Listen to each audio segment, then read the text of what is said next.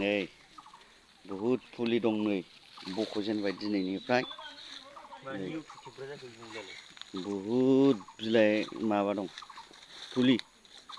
दाहाय 1.5 लाख दं 1.5 लाख फैदो मांबार नै इउटुबाव नाय दिनै सारिगोन जायहा गोसो दं बेखौ बायनानै लांफैनो हागोन मोजां मोजां मद' नै कन्टेक्ट होनाय जागोन आङो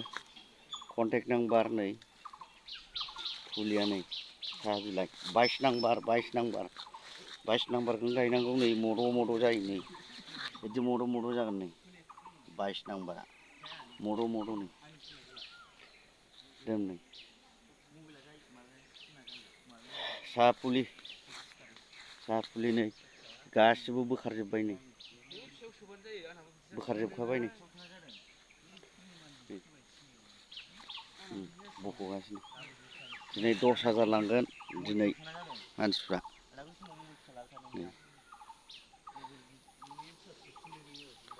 8 थाखा रेट नै